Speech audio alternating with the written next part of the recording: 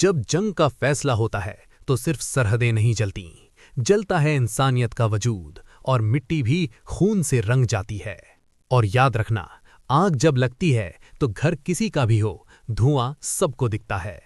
दुनिया एक बार फिर उस मोड़ पर खड़ी है जहां से या तो अमन की सुबह निकलेगी या फिर जंग की रात और गहरी हो जाएगी। अमेरिका के पेंटागन ने एक ऐसा प्लान तैयार किया है जो अगर हकीकत बन गया तो हिस्ट्री दोबारा लिखी जाएगी। ग्राउंड ऑपरेशन, हाँ, जमीन पर सेना उतरने का प्लान। और ये ब्रीफिंग सीधा दी गई है को। सोचो, जब हवा से गिरने वाले बॉम्ब्स कम पड़ जाएं तो फिर बूट्स जमीन पर उतरते हैं। रिपोर्ट्स के मुताबिक अमेरिका अब सिर्फ हवा से नहीं बल्कि जमीन पर घुसकर स्ट्राइक करने का प्लान बना रहा है के खिलाफ। स्पेशल फोर्सेस, मरीन्स और सीक्रेट कमांडो मिशंस, एक ऐसा ऑपरेशन जो हफ्तों तक चल सकता है। जंग सिर्फ गोलियों से नहीं जीती जाती, कभी कभी जंग का असली मैदान जमीन के नीचे छुपा होता है। सबसे बड़ा खुलासा, अमेरिका का प्लान है ईरान के एनरिच्ड यूरेनियम को कैप्चर करना। सोचिए, ये सिर्फ अटैक नहीं, ये फ्यूचर की पावर पर कब्जा करने की कोशिश है।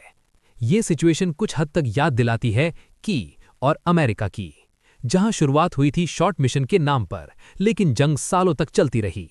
तारीख गवाह है, जंग शुरू करना आसान होता है लेकिन उसे खत्म करना सबसे मुश्किल। अगर ये ग्राउंड ऑपरेशन अप्रूव हो गया तो मिडिल ईस्ट फिर से जल उठेगा, ऑयल रूट्स बंद हो सकते हैं और दुनिया इकोनॉमिक क्राइसिस में जा सकती है। और याद रखना, जब हाथी लड़ते हैं तो घास ही सबसे ज्यादा कुचली जाती है। इस वक्त फैसला सिर्फ एक लीडर का नहीं, पूरी दुनिया की तकदीर का है। पेंटागन रेडी है, प्लान टेबल पर है, बस एक ऑर्डर का इंतजार है।